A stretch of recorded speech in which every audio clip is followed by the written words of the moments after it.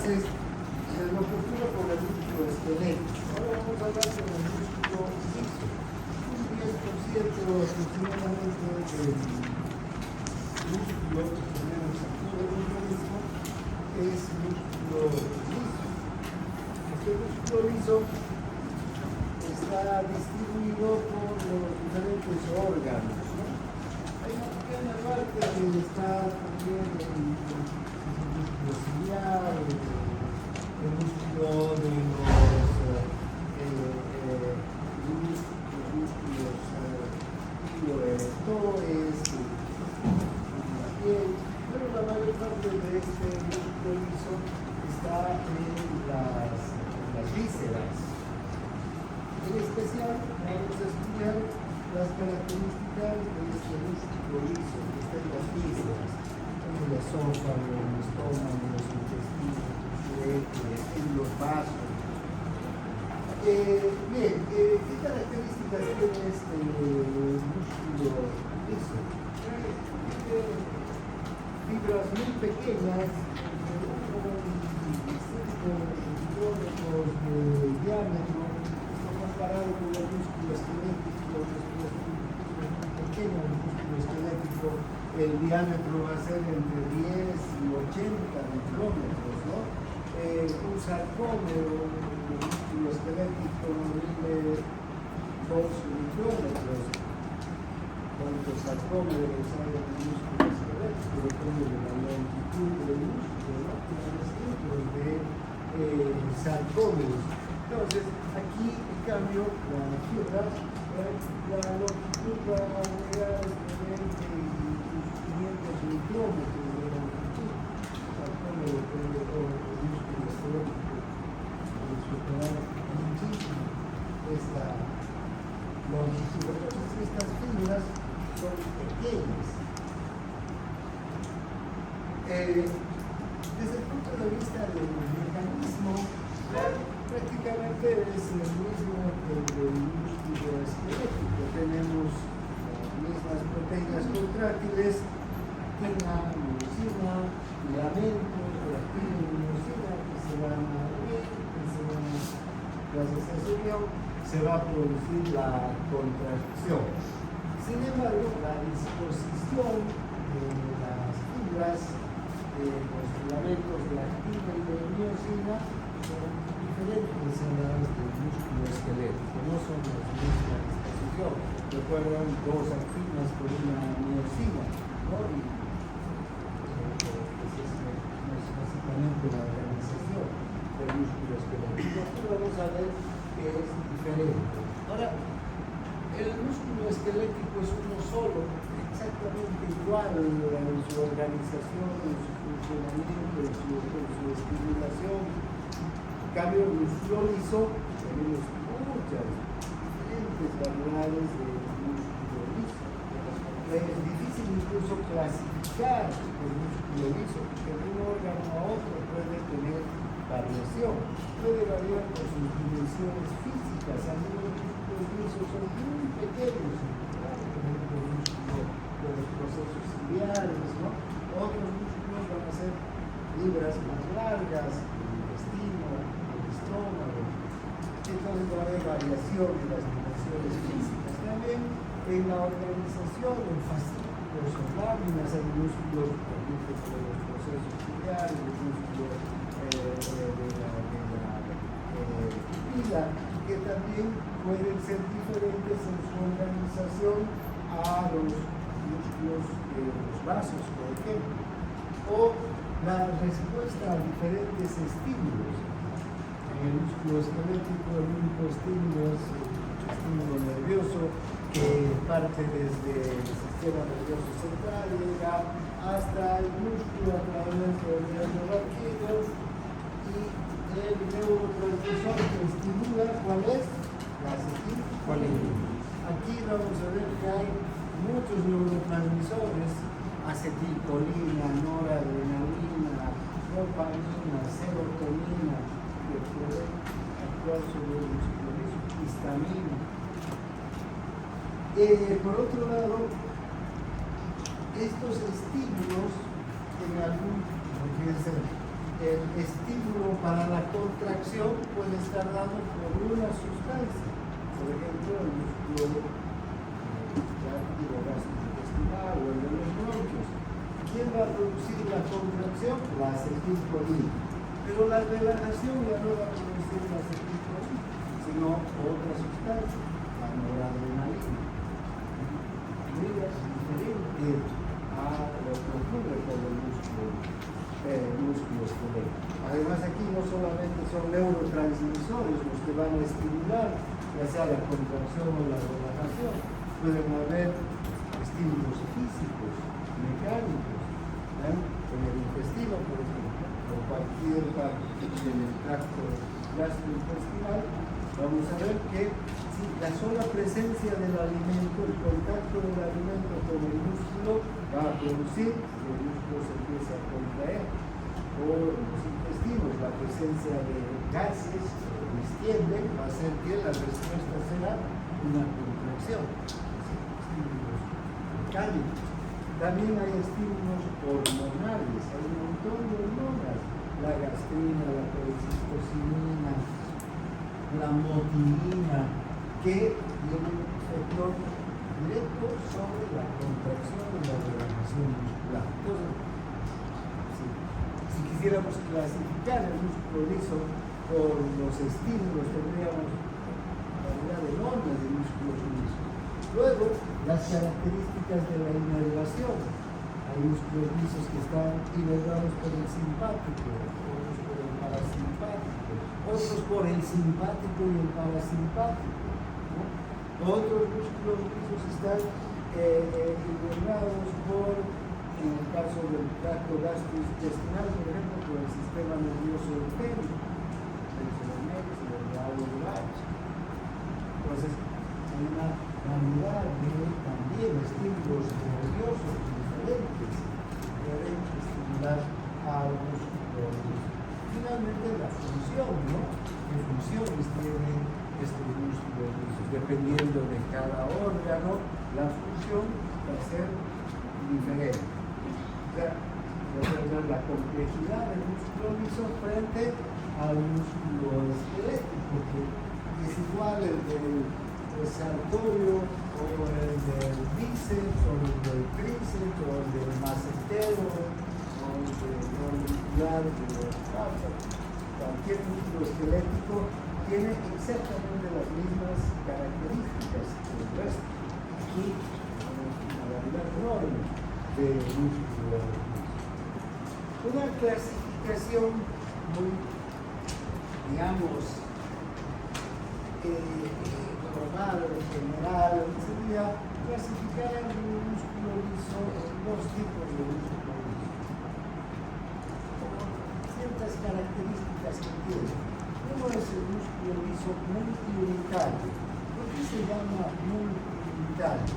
Porque fíjense, está formado por numerosas fibras musculares, ¿no? Estas son fibras musculares lisas, discretas. La característica de este músculo liso es que cada una de estas fibras actúa independientemente de la otra. Esta va a tener una función, a pesar de tener el mismo fascículo, esta otra van a actuar independientemente. Y los estímulos nerviosos también van a, o hormonales, van a ser también independientes. El estímulo a esta fibra nerviosa sola, o esta fibra muscular solo va a contraer esta fibra muscular. El estímulo a esta, solo esta fibra, entonces va a actuar independiente, ¿no?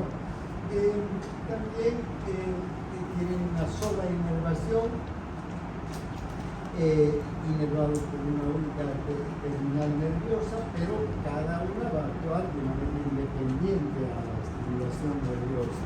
Tienen una capa de colágeno, de glucoproteínas que cubren su superficie, que hace que se adhieran entre las fibras musculares. Como les decía, cada una se va a contraer independientemente de las demás.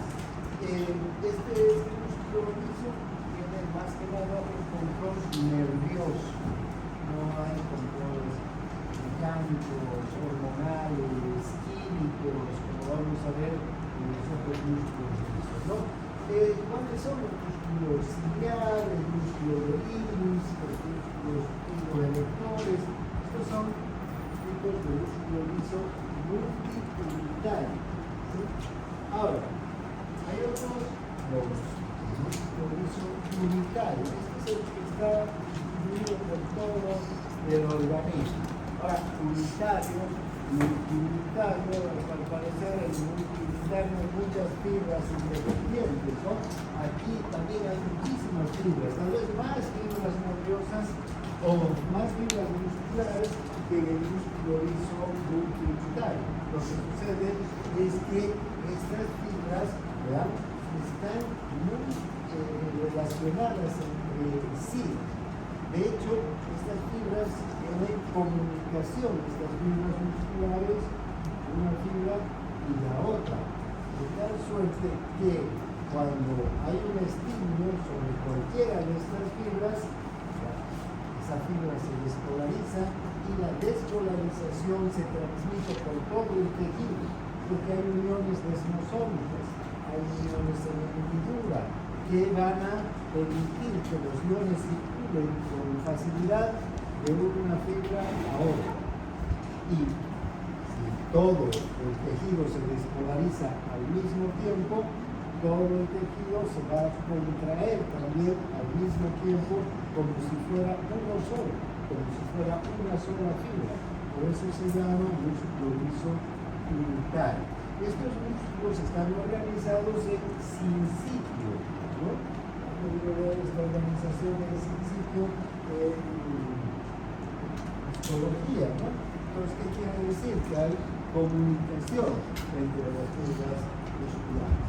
Solamente voy a hacer un recuerdo que si este es el músculo esquelético, para que se despolarice esta fibra, tiene que tener una unión neuromuscular, que aquí se va a transmitir la adrenalina y va a producir toda la despolarización.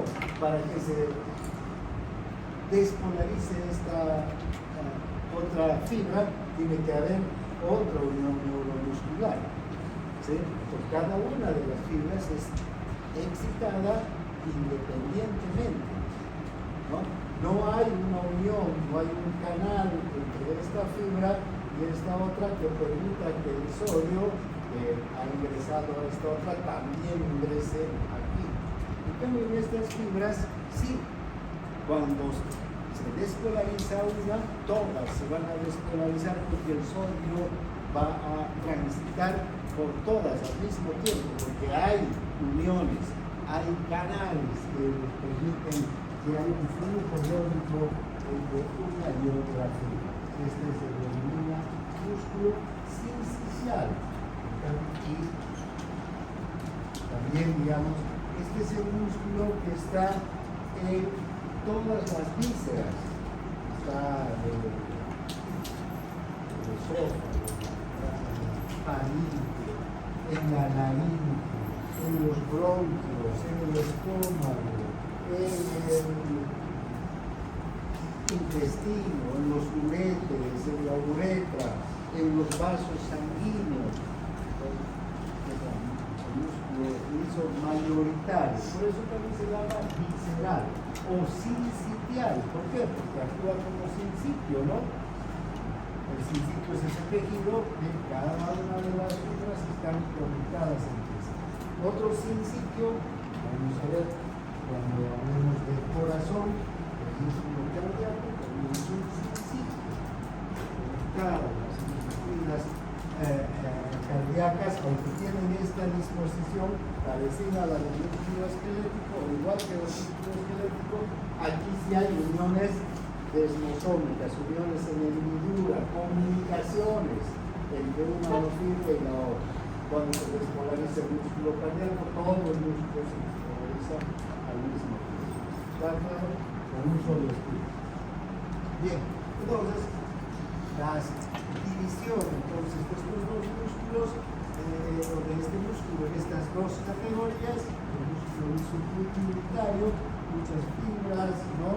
independientes, pequeñas, discretas, que aunque están inervadas por una sola fibra nerviosa, van a responder cada una independientemente, ¿sí? Porque no hay unión en hendidura entre esta y esta otra. Cada membrana entonces es totalmente permeable y solamente va a responder al estímulo nervioso.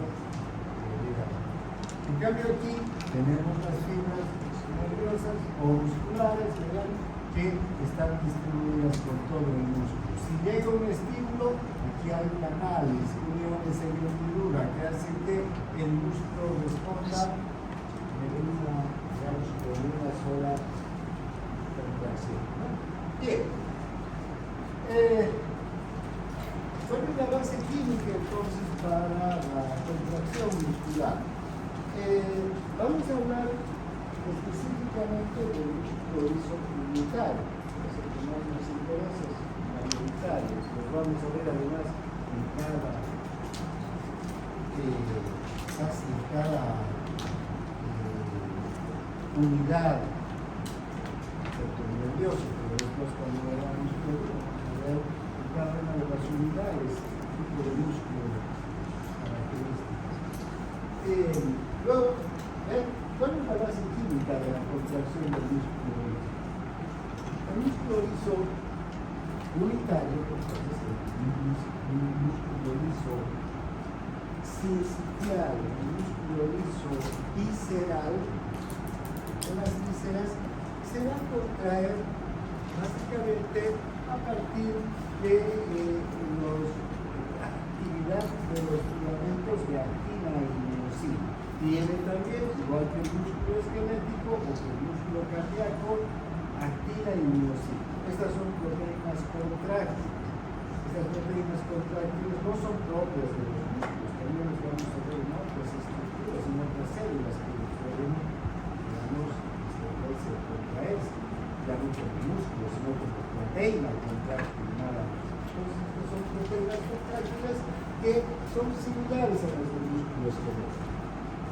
Pero aquí no hay el complejo de troponina, troponiosina. Aquí no vamos a encontrar la troponina y la troponiosina. Aquí no hay puntos activos. Por ejemplo, a los que que estén recubiertos como en el músculo esquelético por la troponiosina, ¿verdad? Entonces, aunque los filamentos de actina y de miosina igual se van a unir, va a haber una atracción entre los filamentos de actina y de troponiosina. Este proceso también, como el músculo esquelético, está mediado o está activado con el calcio. El calcio es esencial, aunque no hay troponina. Recuerden, en el músculo esquelético el calcio se une a la subunidad C de la troponina para que se desencadene todo el proceso de liberación de los puntos activos. Aquí no hay troponina, hay otra proteína muy parecida que se llama calmodulina. Enseguida vamos a ver para qué sirve la calmodulina. También aquí el ATP se va a convertir en ADP y va a liberar un fosfato de energía para que se produzca la contracción, porque si no, no podría producirse la contracción. Vean, ahora, ¿cuál es la característica? Porque aquí no estamos viendo muy bien justamente la organización del filamento de actina y de miosina. Pero, fíjense, en el músculo esquelético, si este es el músculo esquelético, y aquí hay actinas y miosinas, pero logramos así esquemáticamente la miosina, donde se anclan tanto las actinas como las miosinas en los discos de Z, ¿no es verdad? Aquí las dos actinas directamente en los discos Z y las miocinas a través de la quitina también en los discos Z. Aquí eso no ocurre, no hay discos Z, pero sí vamos a tener estas estructuras que se llaman cuerpos densos. Estas estructuras que permiten que en estos cuerpos densos se anclen, se sujeten los filamentos de actina y también el de miocina. Ahora, por otro lado, ustedes pueden observar aquí la relación entre la actina y la miocina no es como en el músculo esquelético, por cada actina, por cada miocina, dos actinas. Aquí vamos a tener una relación diferente.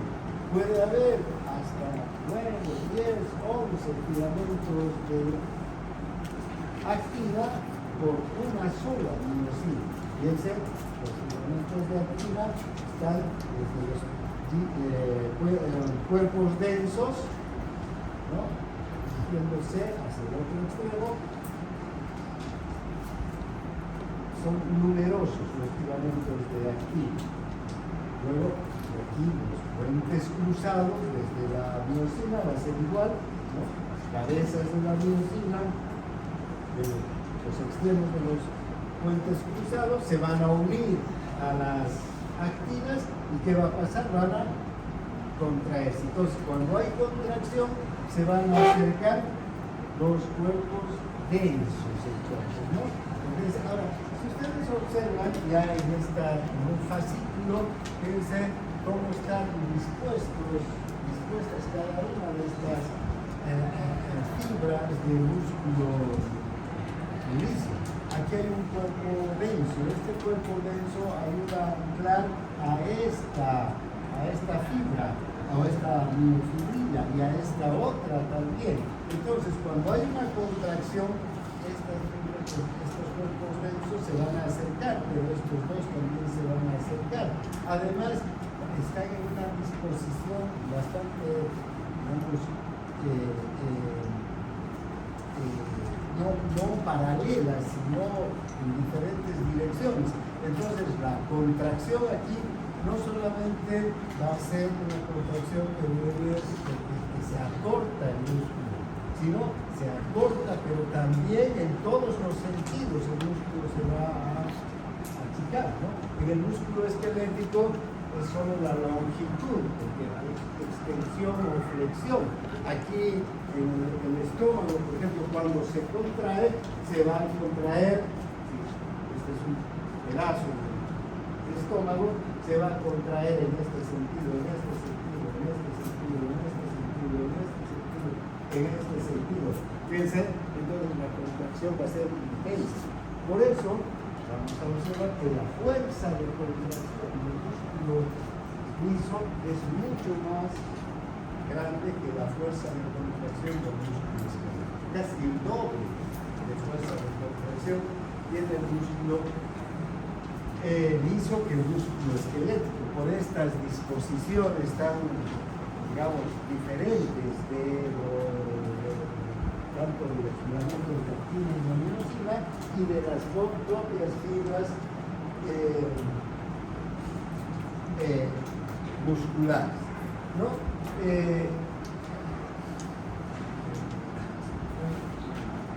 Tal vez no, sobre el mismo unión, pero se puede observar, ¿no? Las diferentes fibras de actina están relacionadas con una sola fibra de miocina. Esta relación ya no va a ser de 1 a 2, sino 5, 10, 15, dependiendo de aquí los cuerpos densos, exactamente aquí con los discos Z, les decía. Ahora, una característica también es que si ustedes, voy a hacer esto, si este es un cuerpo denso, este es otro cuerpo denso, aquí tengo filamentos de actina, ¿no? Filamentos de actina, y aquí aquí está el filamento de miosina. Este filamento de miosina va a tener entonces sus puentes cruzados que van a bascular en diferentes direcciones porque va a estar rodeado de los filamentos de actina. Entonces unos cuerpos cruzados, las cabezas de miosina van a salir en un sentido, digamos, hacia afuera, pero aquí hacia abajo, ¿no? Aquí hacia afuera y hacia arriba, para unirse a los filamentos de miosina en este plano. Pero es como si la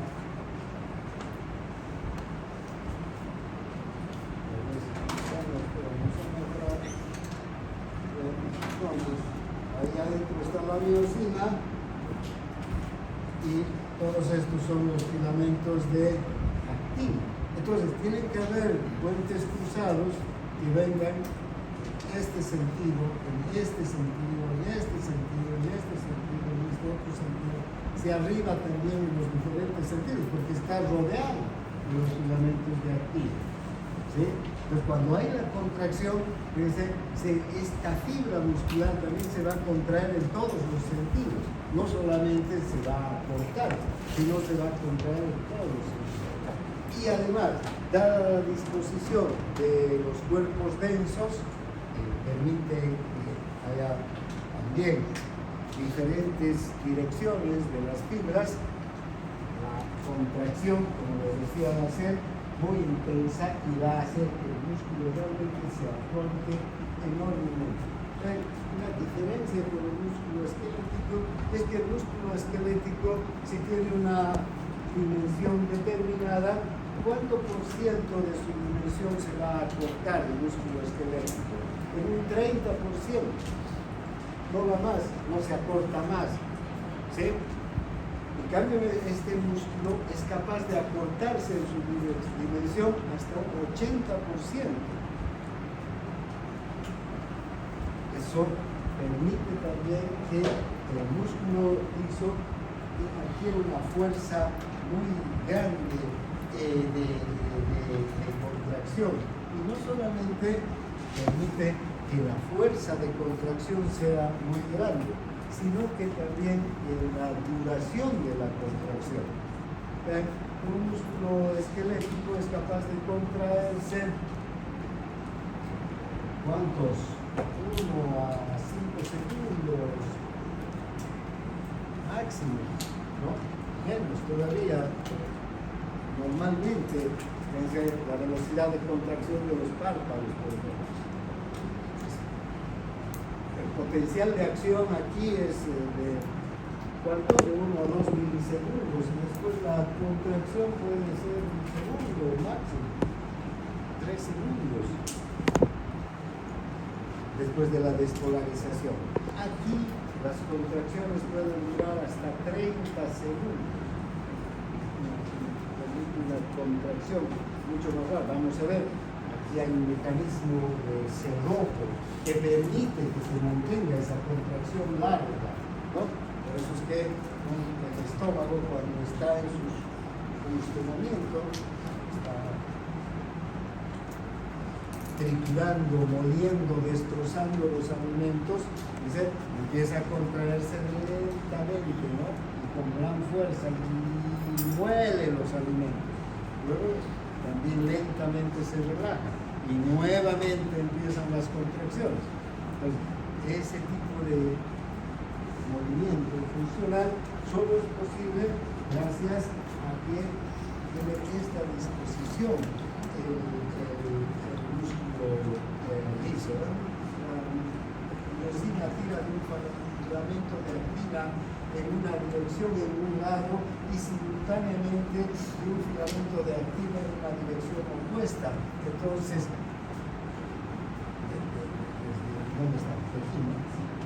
De este lado, de aquel lado, de este otro, del otro lado, entonces todos los filamentos empiezan a cortar. Bien. Podemos hacer una comparación de contracción músculo liso y la contracción del músculo estelar. El ciclado aquí es lento. ¿Qué es el ciclado? Cuando hablamos del ciclado no es nada más que la unión de la cabeza de miosina con la actina, el golpe activo, y luego cuando termina la contracción, la liberación de la cabeza de miosina de la actina. En el caso del músculo esquelético, este ciclado es muy rapidísimo, ¿no? Si yo hago este movimiento un segundo, lo he hecho y ha ocurrido el ciclado, la unión de la cabeza de miosina con la actina. Entonces es muy rápido. En cambio, el ciclado del músculo liso puede durar varios segundos, porque empiezan a contraerse estos músculos con lentitud, con gran fuerza, ¿no?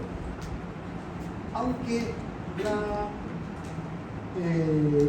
fuerza de contracción es mayor, también el periodo de contracción es mayor, el músculo liso gasta menos energía, menos ATP que el músculo esquelético. El músculo esquelético, como ustedes recordarán, para cada contracción necesita que la miosina fosforile, ¿no? Es decir, que libere un fosfato de alta energía, entonces se gasta alto ATP. En cambio aquí, vamos a ver que para empezar la contracción va a haber otro mecanismo que va también a fosforilar a la cabeza de miosina, pero no va a ser la propia cabeza de miosina, sino es esta unión del calcio con la calmodulina que va a permitir que la cabeza de miosina se fosforile, es decir, que gane un fosfato de energía para la contracción. Entonces,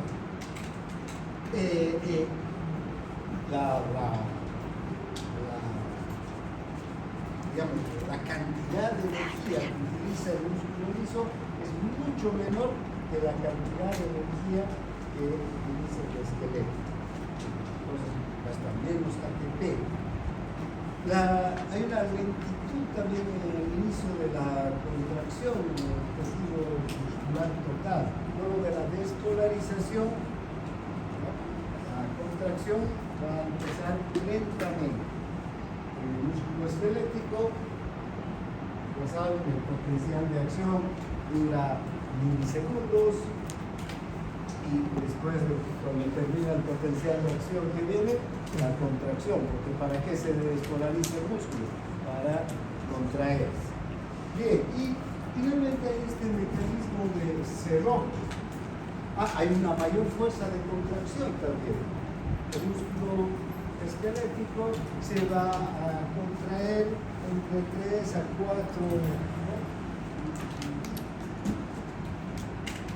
kilogramos por centímetro. Aquí el músculo liso puede contraerse casi el doble, de 4 a 6 kilogramos por centímetro de fuerza, ¿no? Que va a poder. Y finalmente está el mecanismo de cerrojo. Este mecanismo que le permite al músculo liso mantenerse contraído.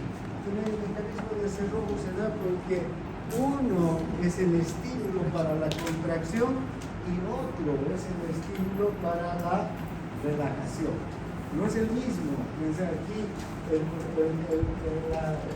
la despolarización y la repolarización está dado por la acetilcolina, que actúa sobre sus receptores y permite la entrada de sodio y se despolariza. Y aquí el músculo liso, uno va a ser el mecanismo que va a producir la despolarización y otro la repolarización. El músculo se relaja. Bien, vamos a ver enseguida sus mecanismos. Ahora, ¿cómo se regula la contracción por los iones calcio? El calcio es el ion principal, el único que va a producir la contracción. Lo mismo que en el músculo esquelético, el calcio tiene que salir, recuerdan, del retículo endoplásmico, la líquido intracelular y se une al complejo troponina-troponiosina y se va a dar la contracción. Si no hay calcio, no hay contracción. Aquí es lo mismo. El calcio tiene que llegar al líquido intracelular. Pero ya hemos dicho hace un momento que no hay troponina. No hay complejo troponina-troponiosina. Entonces, el calcio va a tener otro mecanismo. Pero sin calcio no hay contracción. También el calcio es esencial para la contracción. Ahora, este calcio, ¿de dónde procede? En el músculo liso acabamos de ver su estructura, hemos hablado de la actina, la miosin, etc. Pero no hemos hablado de un retículo endoplásmico grande. Aquí el retículo endoplásmico existe, pero es insignificante frente al retículo sarcoplasmático. Este retículo casi no tiene iones calcio. Este retículo no va a facilitar, no va a liberar iones calcio durante la contracción. ¿De dónde vienen los iones calcio? Del líquido extracelular. Bien, ahora, ¿cómo se produce ese aumento de los iones calcio, entonces, que vienen desde el líquido extracelular? Puede haber una estimulación nerviosa, ¿no? Y vean, aquí también vamos a encontrar diferencias grandes con el músculo esquelético. Si la acetilcolina va a producir contracción, la acetilcolina es un neurotransmisor del músculo esquelético. Hemos visto que es liberado por los nervios esqueléticos, ¿no? Esta acetilcolina que va a producir la contracción del músculo liso puede ser la acetilcolina de vago, parasimpático. En el músculo del estómago, para que se produzca la contracción, entonces, ese músculo liso del estómago, para que se produzca la contracción, tiene que llegar la acetilcolina, igual que en el músculo esquelético. Pero aquí ya no va a haber un canal de sodio, el canal nicotínico de sodio, que permita el ingreso del sodio y que el sodio despolarice, y esa despolarización habla el retículo sarcoplásmico y de ahí salgan los iones calcio. Aquí va a haber también un receptor de la acetilcolina, pero este ya no es un receptor nicotínico, este es un receptor de otro tipo, un receptor muscarino. Este es un receptor de segundo mensajero, que cuando la acetilcolina actúa sobre su receptor, va a aumentar la concentración de AMP cíclico. ¿Qué va a hacer el AMP cíclico? Una de sus funciones va a ser abrir un canal de ¿qué? De calcio. Este canal de calcio va a permitir que el calcio ingrese al interior del músculo. Entonces el mecanismo es totalmente diferente, ¿no? A pesar de que es la misma acetilcolina, ya no se abre un receptor nicotínico para ingreso de sodio, sino se abre, o sea, actúa sobre un mecanismo de segundo mensajero. Este mecanismo de segundo mensajero, el segundo mensajero va a ir al canal de calcio y lo va a abrir. Y recién el calcio va a entrar. Y como el calcio es un ion positivo, ¿qué va a ocurrir? Va a despolarizar al músculo liso, ¿sí? Y ese calcio se va a unir a otra sustancia, la calmodulina, y va a producir la reacción, la contracción. ¿Qué sucede en los vasos? Todos los vasos sanguíneos, en la mayor parte de los vasos sanguíneos, también tenemos un músculo liso, igual que este, que esté en el estómago, en el intestino. Pero aquí la acetilcolina no tiene ninguna acción. Puede llegar mucha acetilcolina, ese músculo no va a responder. Entonces, aquí, ¿quién va a llegar? La noradrenalina. Otro neurotransmisor, el simpático. El sistema simpático va a producir este neurotransmisor. Y este neurotransmisor también va a llegar a un receptor.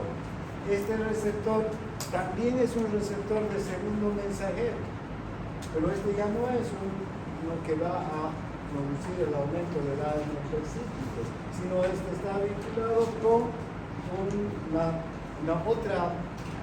otro mecanismo, el de la fosfolipasa C, que va a producir, aumentar las concentraciones intracelulares de diacilglicerol, y este va a abrir el canal de ¿qué? De calcio, para que el calcio entre y se produzca la contracción. Ese como mecanismos muy específicos, pero ¿qué estamos consiguiendo? Que el calcio que esté en el líquido extracelular ingrese al interior del músculo liso y produzca la contracción. Entonces ya vamos a ver los mecanismos de contracción del calcio, todo lo que hace el calcio en el interior. Pero ahora estamos viendo cómo es que el calcio llega al líquido intracelular. También una hormona, la mutilina, por ejemplo, o la gastrina, que son hormonas que se producen en el tracto digestivo, va a ser liberada por las células E del ámbito pilórico, por ejemplo, liberan gastrina, y esa gastrina también tiene que llegar al músculo liso del estómago para producir contracción. ¿Y cómo lo va a hacer? Uniéndose a quién? A un receptor. Este receptor, que también es un mecanismo de segundo mensajero, va a abrir canales de ¿qué? De calcio. Y el calcio va a llegar al intestino. Entonces, la estimulación hormonal también tiene que ver con la llegada de iones calcio al interior del músculo, por estos mecanismos, que ya no es esta despolarización causada por el sodio, o la distensión de la fibra. También cuando la fibra se distiende, esto quiere decir que cuando se estira, esta fibra se estira, ¿verdad? Puede producir que se abran canales de calcio y el calcio ingrese al interior. Diferentes circunstancias, estas fibras se pueden estirar cuando el alimento está pasando por el esófago, por ejemplo. Si el esófago tiene este diámetro, cuando entre el bolo, ¿qué va a pasar? Va a tener que aumentar su diámetro, ¿verdad? Se va a estirar, estas fibras se van a estirar, y este estímulo mecánico puede abrir canales de calcio para que el calcio ingrese y produzca la contracción. O finalmente cambios en el ambiente químico también, en especial cuando hay inflamaciones, vamos a ver que también puede producirse, o daño en el endotelio, por ejemplo. Hay una sustancia, la endotelina, que es capaz de producir contracción. Otras sustancias pueden producir relajación. Ya no tienen que ver con el ingreso de los iones calcio en el interior. Bien, pero la contracción tiene que ver con el calcio. Bien, ya lo tenemos entonces el calcio dentro de la célula, de la fibra. Entonces, aquí el calcio ya no va a ir hacia la troponina, troponiosina, ya no hay esa estructura. Aquí hay otra proteína. Una proteína que tiene una función similar a la troponina, digamos, porque va a permitir que se active el proceso de contracción. Esa proteína es la calmodulina, ¿sí? Calmodulina. Una vez que entra el calcio al interior de la célula, de la fibra muscular, se va a unir a la calmodulina. ¿Y qué va a producir? Un complejo, el complejo calcio-calmodulina. Al unirse, son dos sustancias químicas, digamos, están produciendo una tercera que tiene ciertas propiedades. Este complejo calcio-carboxilina es el que se va a unir a la miosina sinasa, una sinasa o miosina también. Esta sinasa es capaz de fosforilar a la miosina. Esta miosina sinasa, ¿qué es? Es una enzima que está inactiva. ¿Ya? Si quieren, esta es la fibra muscular. Aquí la calmoglina está tranquila, sin hacer nada. La miosina sinasa, también está tranquila, sin hacer nada. Y la cabeza de miosina también no está haciendo nada, está en relajación, en descanso. Entra el calcio por cualquiera de los estímulos que hemos visto, se va a unir a la calmoglina y va a formar un complejo. Este complejo la va a activar a esta enzima que está inactiva. Esta enzima inactiva va a fosforilar a la cabeza de miosina. ¿Qué va a hacer? Va a hacer que una de las cabezas de la miosina adquiera un fósforo de alta energía. Eso quiere decir fosforilar a la cabeza de miosina, ¿no? ¿Para qué necesitamos este fósforo de alta energía? Para la contracción. ¿Y de dónde se obtiene el fósforo de alta energía?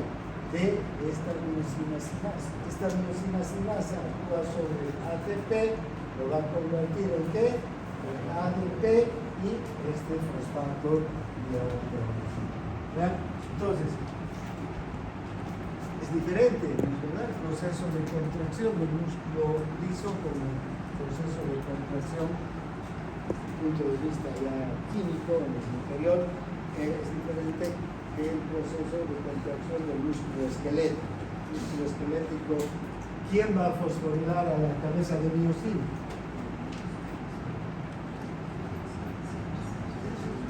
¿Quién fosforila a la cabeza de miosina? En el músculo esquelético. Músculo esquelético. ¿Quién fosforila a la cabeza de miosina?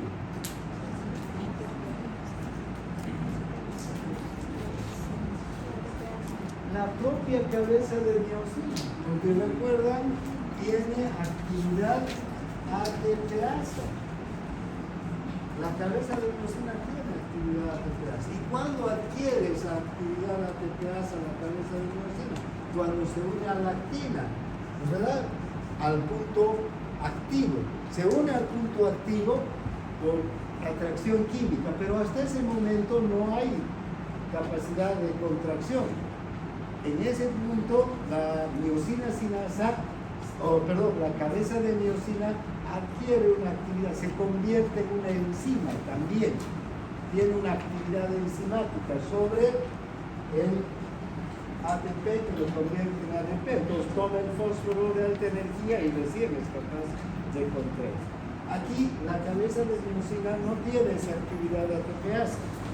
¿Quién es la que tiene la actividad ATPasa? La miosina sinasa. ¿Sí? Entonces la miosina sinasa le da el ATP a la cabeza de miosina, ¿no? Y la fosforidad. Fosforidad quiere decir adquirir el fosfato de alta energía para producir una contracción. Ahora vean, otra diferencia enorme entre el músculo liso y el músculo esquelético, y esto le permite al músculo liso mantenerse contraído, es que para terminar la contracción necesita de otra enzima. El momento en el que termina la contracción y para que ya dejen de entrar iones calcio y vuelva a la relajación y los iones calcio salgan del líquido intracelular al líquido extracelular, necesita otra enzima. la miosina fosfatasa.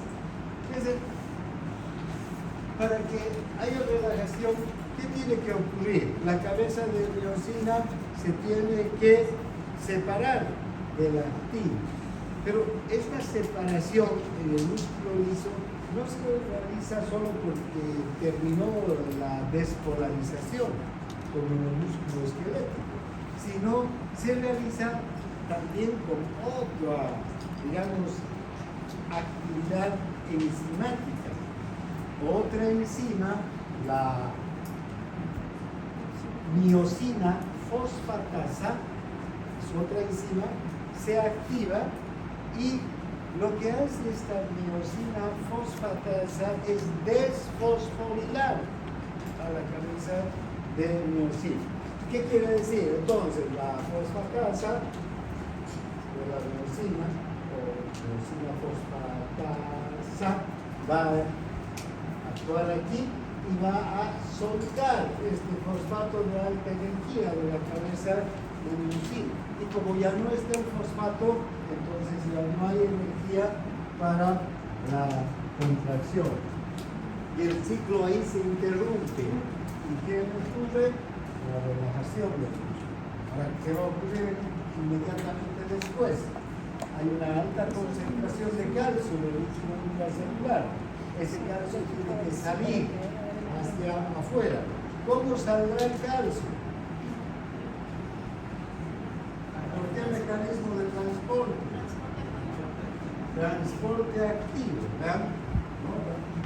Y razonable. Si el calcio es de líquido extracelular, el calcio no es, digamos, mayoritario, líquido extracelular, como líquido intracelular.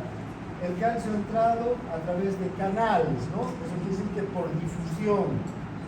Y va de un lugar de mayor concentración a uno de menor. Para salir el calcio ya necesita un transporte activo. ¿Y qué transporte activo será ese? ¿Recuerdan el músculo esquelético? ¿Qué transporte había?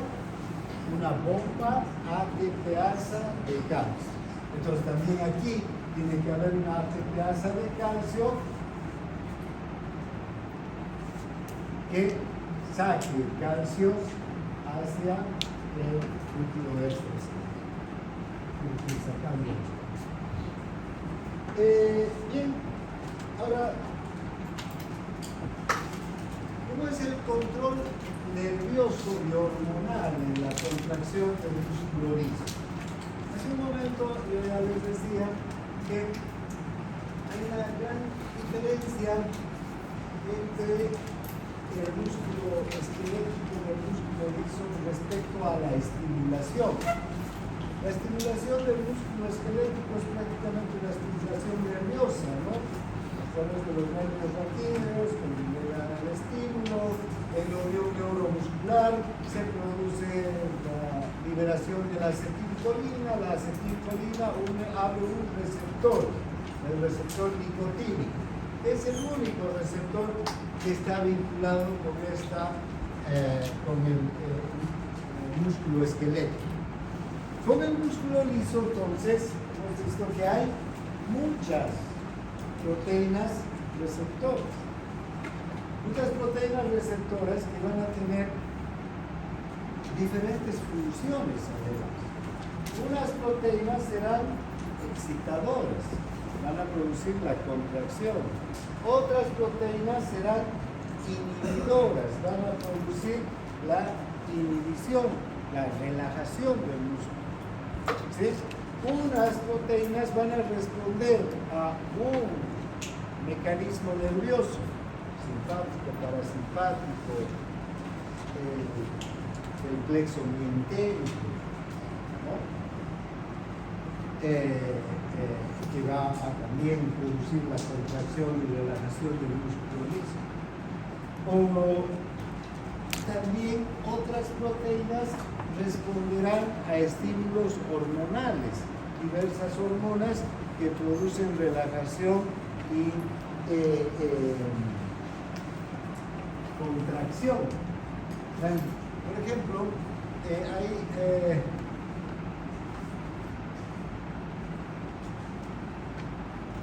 músculos lisos en el mismo órgano que tienen que cumplir dos funciones diferentes a partir de una misma función, de una misma actividad.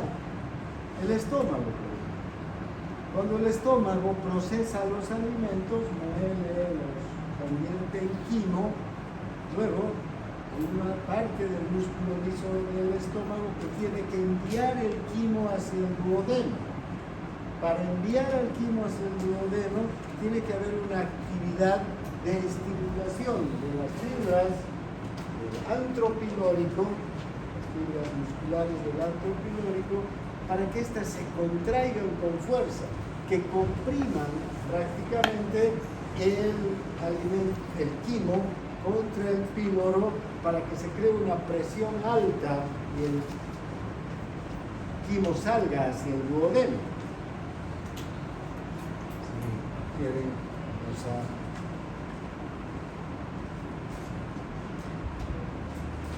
este es el antro, entonces aquí estos músculos se van a contraer, van a aumentar la presión. Ahora, ¿qué está ocurriendo aquí con el esfínter pilórico? Este esfínter pilórico está cerrado mientras el estómago está trabajando, formando el quimo. Hay unos estímulos bien hormonales y nerviosos que hacen que el esfínter pilórico esté totalmente cerrado, no permite salir quimo mientras se procesa. Una vez que ya se ha procesado, vean, aquí hay una potente contracción de los músculos del antropilórico, aumenta la presión y también hay un estímulo sobre este músculo liso. ¿Para qué? Para que se relaje. Entonces fíjense cómo, hay un estímulo aquí para que se relaje y otro estímulo aquí para que se contraiga. Entonces, complejo el funcionamiento de estos músculos lisos. Tienen que coordinar mucho sus acciones en cuanto a la contracción y a la relajación. Les doy solo estas visiones muy puntuales. Después cuando hablemos de estómago, después cuando hablemos de los movimientos del estómago, del intestino, que vamos a ver en detalle. Pero ahora, solo para que tengan una idea de lo compleja que son las actividades en general del músculo liso y cómo tienen que coordinar estos procesos de contracción y relajación en los diferentes segmentos. Bien, entonces, hay unas proteínas que tienen que producir un estímulo contráctil y otras que van a permitir el estímulo de relajación. No son las mismas, ¿sí? Unas van a activar a la calmodulina y otras la van a inactivar a la calmodulina. Unas van a estimular, ¿no?, el ingreso de iones calcios, otras van a estimular el ingreso de iones cloro, o más comúnmente van a estimular la salida de iones potasio por el interior de la célula, para que la célula se relaje. Bien, entonces, son características que tenemos que tomar en cuenta. El mismo músculo liso, además entonces hay proteínas que contraen y otras proteínas que relajan. Por ejemplo, en el bronquio, el músculo liso bronquial, la acetilcolina contrae y el parasimpático contrae. Y el simpático, a través de la noradrenalina, lo relaja. Entonces, hay una proteína para la acetilcolina, es ese mismo músculo, y otra proteína para la noradrenalina. Uno va a contraer y otro va a relajar. Uno va a ser broncoconstrictor y el otro va a ser broncodilatador. Bien, ahora, ¿cómo es la anatomía fisiológica de la unión neuromuscular? Volvemos con el ejemplo del músculo esquelético. ¿Recuerdan? En el músculo esquelético tenemos el terminal, el axón, ¿verdad? Este terminal es en contacto, aunque no se toca, con la membrana del músculo esquelético. En el punto de contacto hay una invaginación, la hendidura sináptica o hiera sináptica también, ¿verdad? Aquí está el líquido extracelular, las vesículas, llega el potencial de acción y esas vesículas se liberan hacia el líquido extracelular. Aquí en las uniones, en las hendiduras subneurales, están los receptores para la acetilcolina y se produce el estado de conversión. Bien, aquí no existe eso en el músculo esquelético, en el músculo liso. Como ustedes pueden ver, este es un músculo liso, este es otro, este es un multiunitario, este es un unitario. Normalmente, fíjense, los nervios van a llegar y se van a ramificar alrededor del órgano, alrededor del tejido. No van a formar uniones neuromusculares. Además, no hay axón terminal, digamos, cargado de acetilcolina o de cualquier neurotransmisor.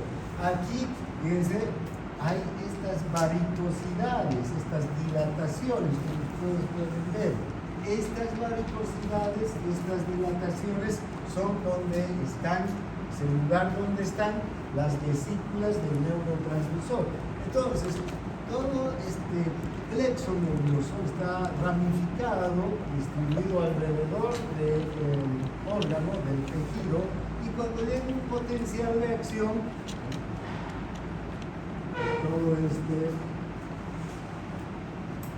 todas estas ramificaciones, estas dilataciones, estas varicosidades que están cargadas, esto es una varicosidad, es decir, que hay aquí vesículas. ¿Qué hay en estas vesículas?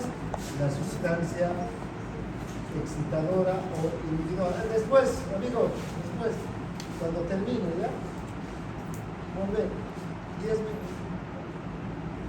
¿Cuánto tiempo? 10 minutos, por favor.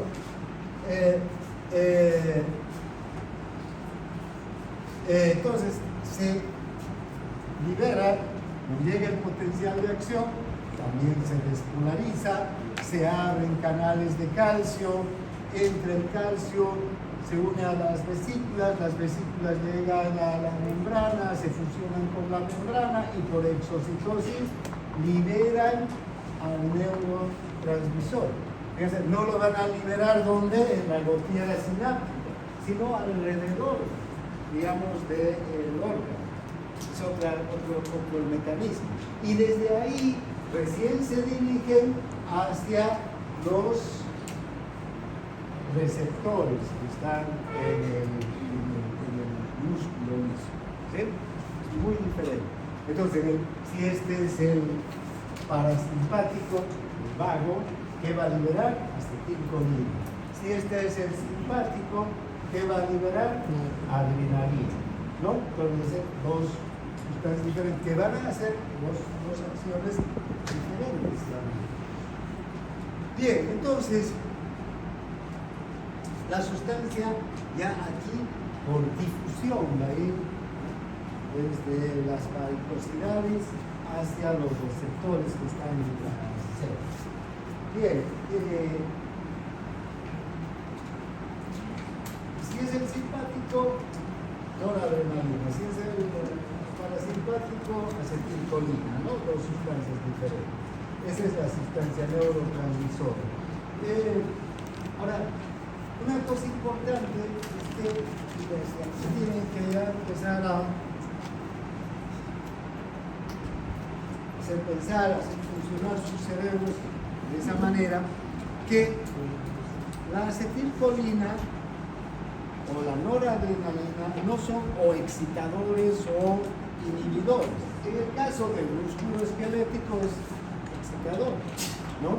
Pero en el músculo liso, unas veces la acetilcolina es excitadora y otras veces es inhibidora, depende del órgano.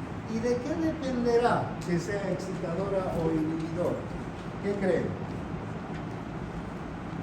De la obra y gracia del Espíritu Santo, ¿de qué creen que depende?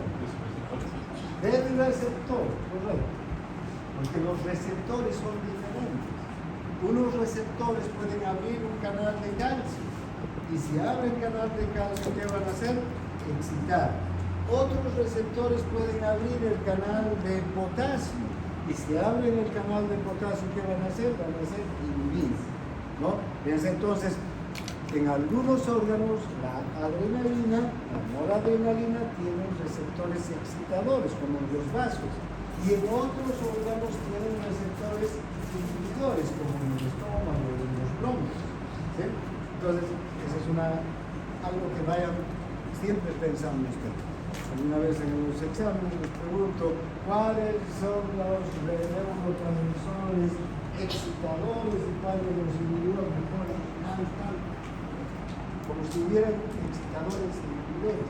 Hay muy pocos que realmente son excitadores y son inhibidores. Un ejemplo es el GABA, por ejemplo, del cerebro, que es eminentemente inhibidor. O el glutamato también en el cerebro, que es eminentemente excitador.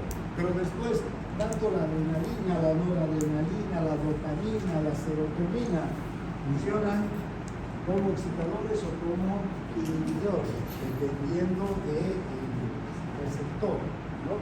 ¿Qué receptor tiene? Bien, aquí el canal que conocemos. Y veamos cómo son los potenciales de acción y los potenciales de membrana en reposo. Aquí el potencial de membrana en reposo del músculo liso puede variar. Puede ir entre 50 a menos 50 a menos 60 milivoltios. Desde ahí, desde este potencial en reposo, vean, va a producirse la despolarización. Ahora, hay diferentes potenciales de acción en el músculo liso. Hay el típico en espiga, despolarización, repolarización. Hay en espiga repetitivos o también hay mesetas.